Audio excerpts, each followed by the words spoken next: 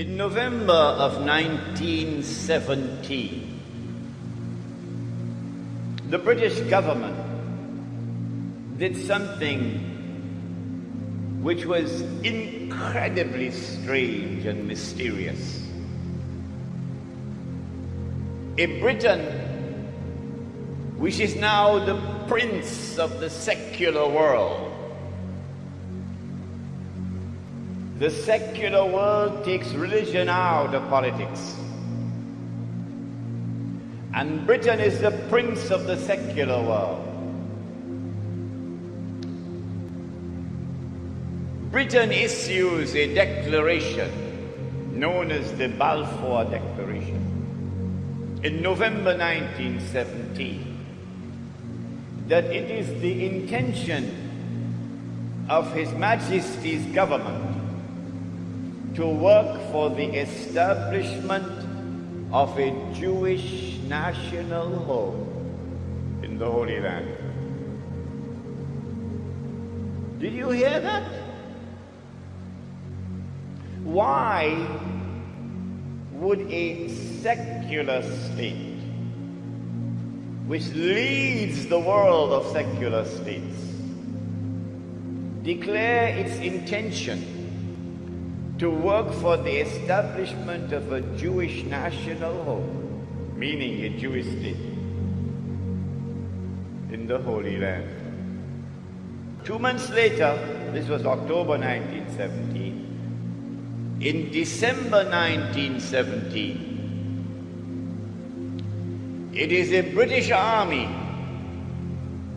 led by General Allenby which defeats the Ottoman Islamic army and liberates the Holy Land. And when Allenby entered into Jerusalem, the British general declared, "Today, the Crusades are over." Oh, but the Crusades were supposed to have been Christian wars. And you are now a secular state. You're not a Christian state, you're a secular state. How come a secular Britain is continuing a crusade started by the Pope 1,000 years before? That's strange.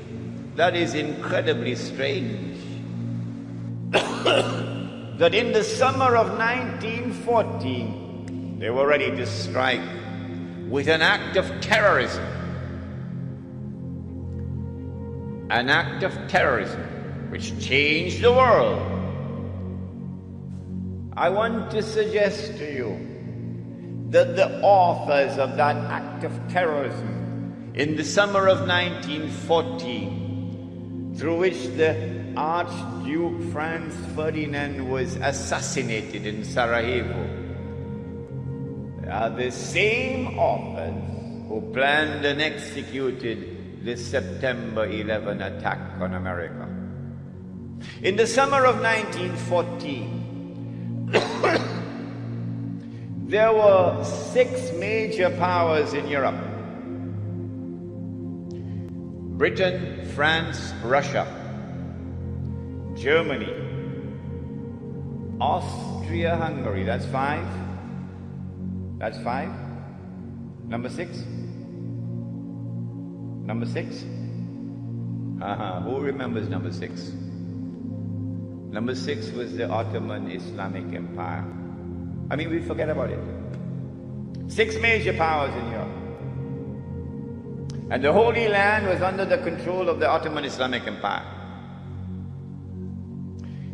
The Archduke Franz Ferdinand was assassinated in Sarajevo. And the fingerprints or the footprints, which were of course manufactured, led to Russia. It was intended to lead to Russia. Like September 11 footprints or fingerprints was intended to lead to Arabs and Muslims. And so Austria-Hungary declared war on Russia. as George Bush attacked Afghanistan.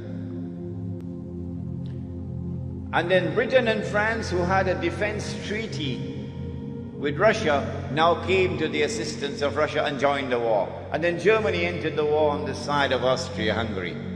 And then the Ottoman Islamic Empire was pushed, shoved into the war on the side of Germany.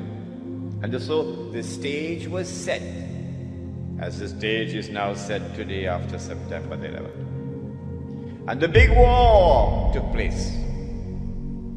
But strangely, Britain was losing that war,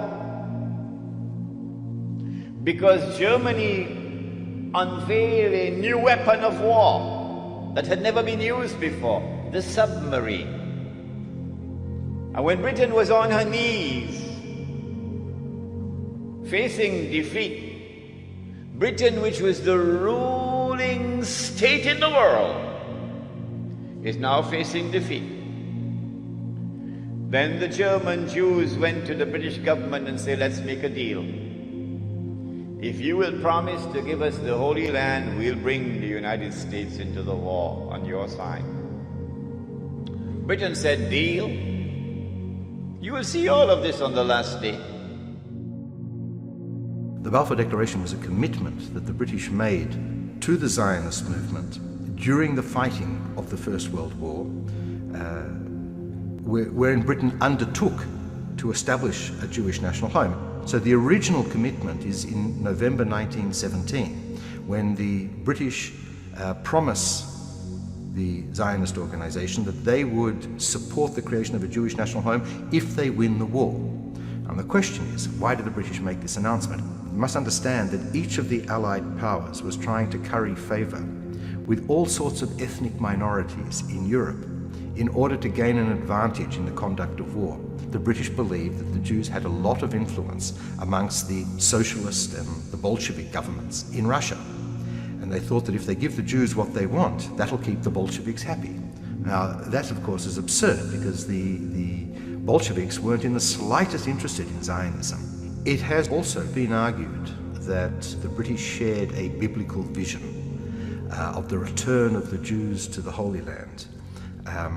In fact, the decision to issue the Balfour Declaration and to undertake this commitment was a hard-headed decision based on diplomatic and strategic needs.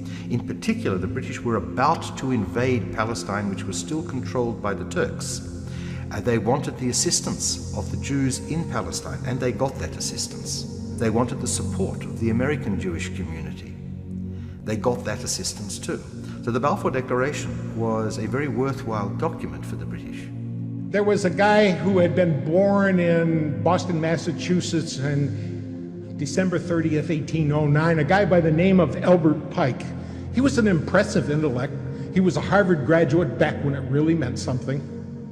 He was the master of 16 languages, and he was a despicable son of a because he openly worshipped Satan. He was part of an organization called the Palatalists. He was the one that converted this Knights of the Golden Dawn to the Ku Klux Klan.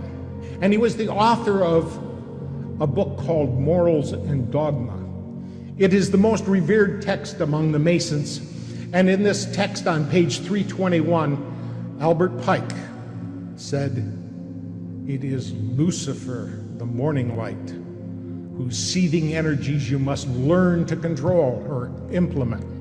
So it was this Albert Pike, the same guy that wrote a letter to his superior in the Illuminati, a guy over in Europe by the name of Giuseppe Mazzini, who was the revolutionary leader. And Giuseppe Mazzini also happened to be the founder of the Mafia.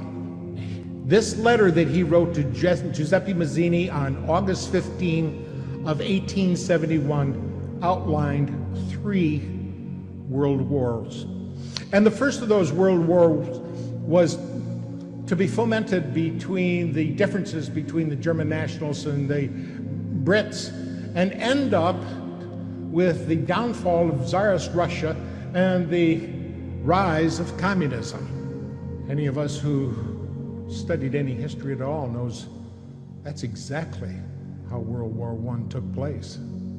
Then World War II was fomented between the Zionists, between the German nationalists again, and the Brits to bring us in. And in World War II, Israel was to be born, and the Zionists were given power. So since the first two wars came off just exactly as that letter said, and that letter used to hang right in the British Museum library until 1977 when Baron Rothschild became a director. And as soon as he was on the board of directors, that letter disappeared from the library. Immediately. And so the United States entered into the war. And Britain won the war. In the process, the Ottoman Islamic Empire was defeated, was dismembered, and the Holy Land was liberated for the Jews. And so an act of terrorism led to this strategic target being achieved, the liberation of the Holy Land.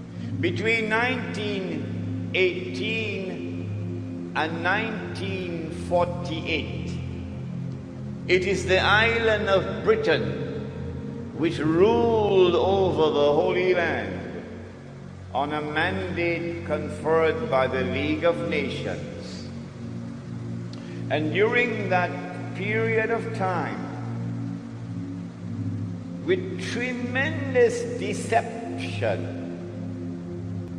while pretending to keep the Jews out, Britain opened the doors for the Jews of Europe to enter into the Holy Land and to reclaim it as their own. In between came the interlude of Adolf Hitler, which speeded up the movement of the Jews from Europe to the Holy Land. In 1948, Britain did something strangest of all. Britain is a state with a tremendous commitment to the rule of law. And so every time Britain decolonized, there was always an insistence of a legal transfer of power. And then you had the flags going up at midnight, and the national anthem and the Constitution and so on. A legal transfer of power. It happened in Trinidad as well. But in 1948, when Britain left the Holy Land, she left like a thief in the dark. For the first time, for the only time in British history, there was no legal transfer of power from Britain to the successor state. In 1948, Britain acted as a midwife for the baby to be born, the European Jewish state of Israel. But now, the United States takes over from Britain as the new ruling state in the world. In the same way that Britain had a mysterious relationship with the Holy Land and with the Jews, the United States now has that mysterious relationship with the Holy Land and with the Jews. It's not by accident. Dajjal has completed a day which is like a year, and he's now in a day which is like a month. Phase 2 of his mission. The United States is flying high now because it's about to crash. We are located at that moment in time when a day which is like a month is about to end, and the day which is like a week is about to commence.